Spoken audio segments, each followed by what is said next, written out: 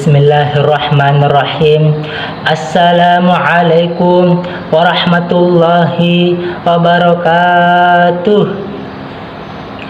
Alhamdulillahi rabbil alamin, wabihi nasta'in ala umurid dunya waddin, wassalatu wassalamu ala ashrafil anbiya'i wal mursalin sayyidina Muhammadin wa ala alihi wa ashabihi ajma'in.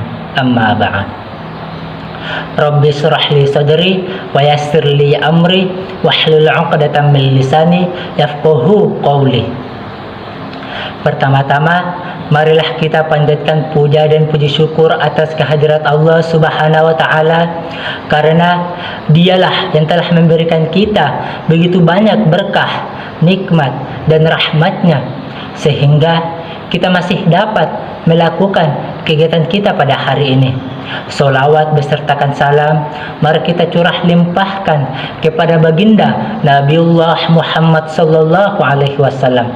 Allahumma shalli ala sayyidina Muhammad wa ala ali sayyidina Muhammad.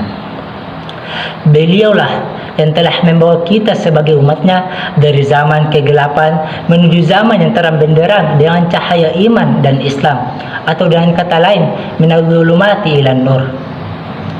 Pemirsa atau teman-teman sekalian yang dirahmati Allah Subhanahu wa taala, perkenalkan, nama saya Aswadani, mahasiswa dari Institut Agama Islam Asadiyah Sengkang, dari Fakultas Syariah dan Hukum, dan dari jurusan Ahwalus Sahsiyah, serta dari organisasi Lembaga Dakwah Kampus. Saya di sini akan menyampaikan ceramah tentang dakwah berbasis informasi teknologi, atau bisa juga dikatakan sebagai media dakwah di era digital. Nah, sebelum saya menuju ke medianya, saya jelaskan terlebih dahulu mengenai apa dakwah itu dan apa tujuan dari dakwah itu, serta betapa pentingnya dakwah itu sendiri bagi kita. Nah, kata dakwah berasal dari bahasa Arab, yaitu da'ah, yada'u, da'watan, yang secara bahasa berarti panggilan, seruan, atau ajakan. Sedangkan menurut istilah adalah dakwah adalah suatu kegiatan yang bersifat menyeru, mengajak, dan memanggil orang untuk beriman dan taat kepada Allah Subhanahu wa taala sesuai dengan garis akidah, syariat, dan akhlak Islam. Lantas, apa tujuan dari dakwah itu?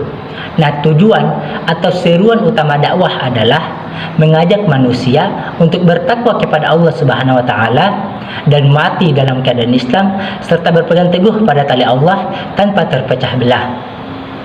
Itulah sekilas pengertian dan tujuan dari dakwah. Jadi dakwah itu bukan hanya sekedar mengajak lalu selesai begitu saja, tetapi dakwah itu mengajak sekaligus ada tuntunan untuk memahami atau mempelajari Islam dengan baik. Pemirsa yang dirahmati Allah Subhanahu wa taala, dakwah itu sangat penting. Allah sendiri yang memerintahkan kita untuk berdakwah. Allah Subhanahu wa taala berfirman dalam Al-Qur'an surah An-Nahl surah ke-16 ayat 125 yang berbunyi, A'udzu billahi minasy syaithanir rajim. Bismillahirrahmanirrahim. Ud'u ila sabili rabbika bil hikmati wal mau'izatil hasanah wajadiluhum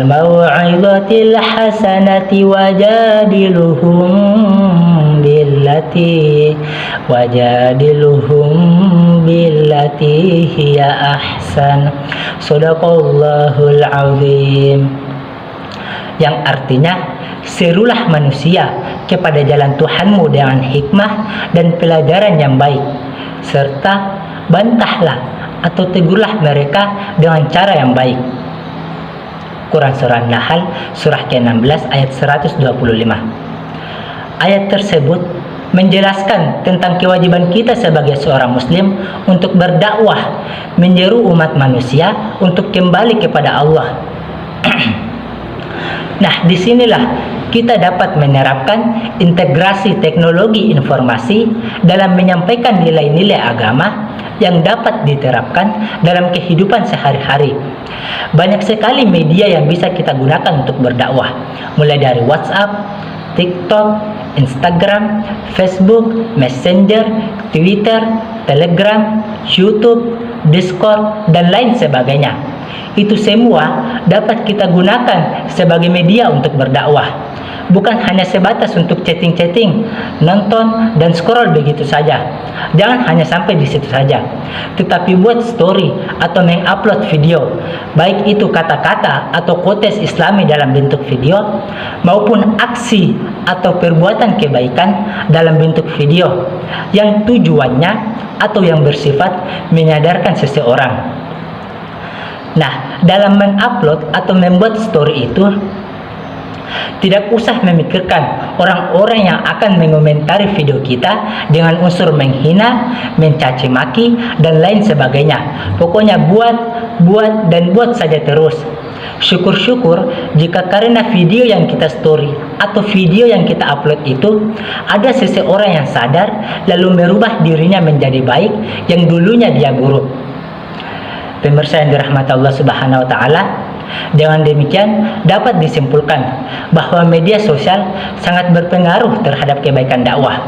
Karena dengan menggunakan media sosial sebagai media dakwah, maka pesan dakwah akan tersampaikan dengan cepat, dimanapun dan kapanpun tanpa dibatasi ruang dan waktu.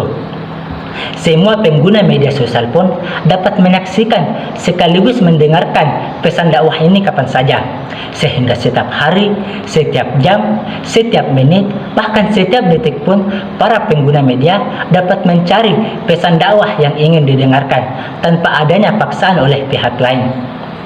Sekian dari lisan untuk insan, unzur maqala wala tanzur maqala. Lihat apa yang disampaikan, jangan lihat siapa yang menyampaikan. Wabillahi taufiq wassadah. Assalamualaikum warahmatullahi wabarakatuh.